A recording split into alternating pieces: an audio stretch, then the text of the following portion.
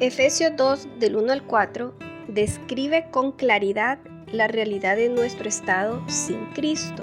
Y dice así: en otro tiempo ustedes estaban muertos en sus transgresiones y pecados, en los cuales andaban conforme a los poderes de este mundo. Se conducían según el que gobierna las tinieblas, según el espíritu que ahora ejerce su poder en los que viven en la desobediencia. En ese tiempo también todos nosotros vivíamos como ellos, impulsados por nuestros deseos pecaminosos, siguiendo nuestra propia voluntad y nuestros propósitos. Como los demás, éramos por naturaleza objeto de la ira de Dios.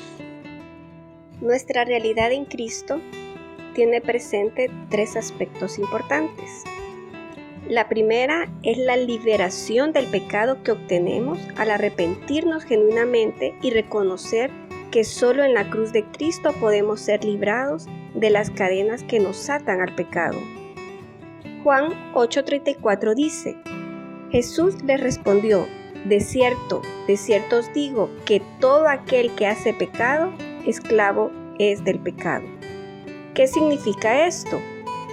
Que ahora vemos con claridad que nuestras acciones, pensamientos y sentimientos estaban siendo controlados por el pecado. Lo vemos en Efesios 2 del 1 al 4. Antes de reconciliarnos con Cristo, todo lo que hacíamos era normal. El pecado en nuestra vida lo veíamos como parte de nosotros y no comprendíamos que esas acciones nos estaban llevando a la muerte. Cuando ingresa la luz de Cristo, nos permite ver cómo era en realidad mi vida y lo mal que estaba. La conversión genuina, aparte del perdón que recibimos de Dios por todos nuestros pecados, nos pone en la posición de hijos de Dios y nos da una nueva identidad en Él. Ahora nos dice que ya no seguimos atados al pecado. Eso no significa que ya no vamos a pecar, pero que si lo hacemos, podremos identificar el pecado y con el control de Dios en nuestra vida podremos evitarlo. Segunda de Corintios 5:17 dice: de modo que si alguno está en Cristo, nueva criatura es. Las cosas viejas pasaron y he aquí todas son hechas nuevas. Además, nos da el Espíritu Santo para que viva en nosotros y tome el control de nuestras vidas, porque solo así podremos vivir en la santidad que Dios quiere que vivamos ahora que somos hijos. Todo lo anterior es en resumen lo que sucede cuando nos arrepentimos y aceptamos la gracia de Dios en nuestras vidas.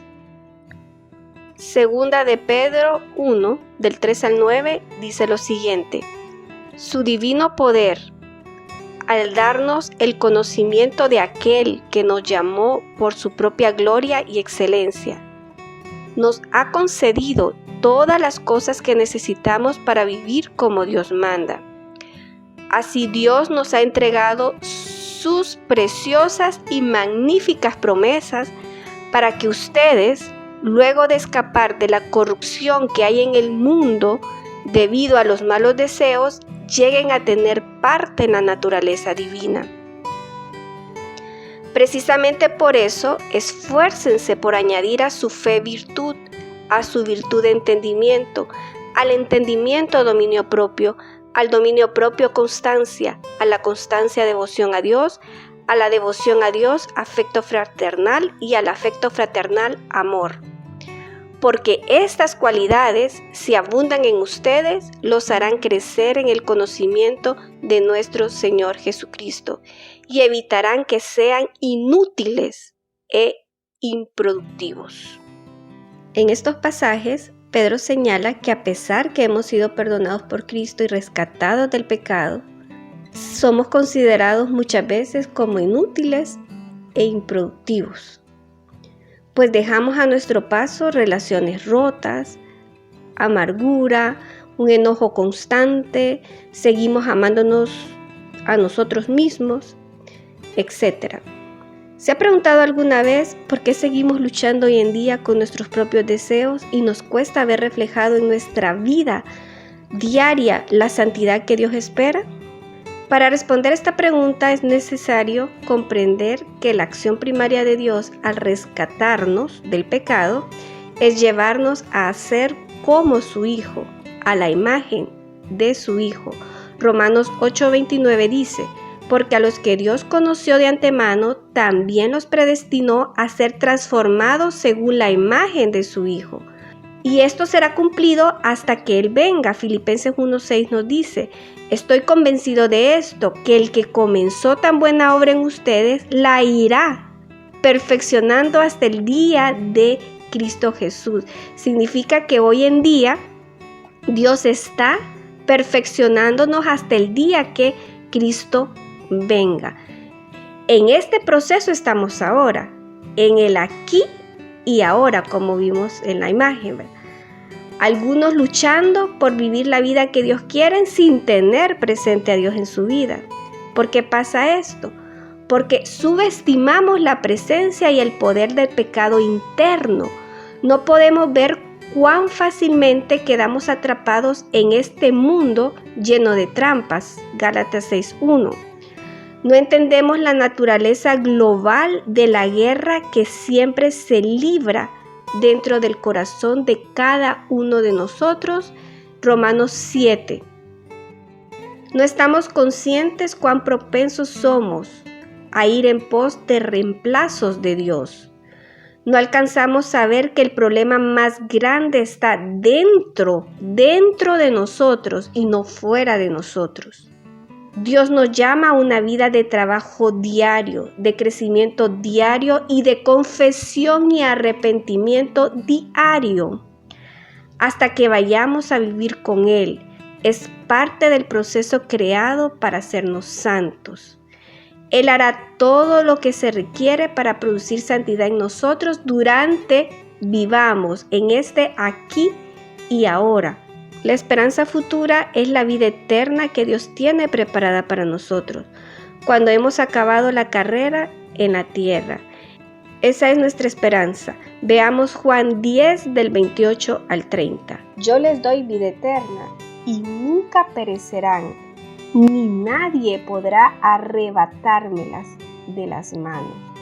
Mi Padre, que me las ha dado, es más grande que todos, y de la mano del Padre nadie las puede arrebatar.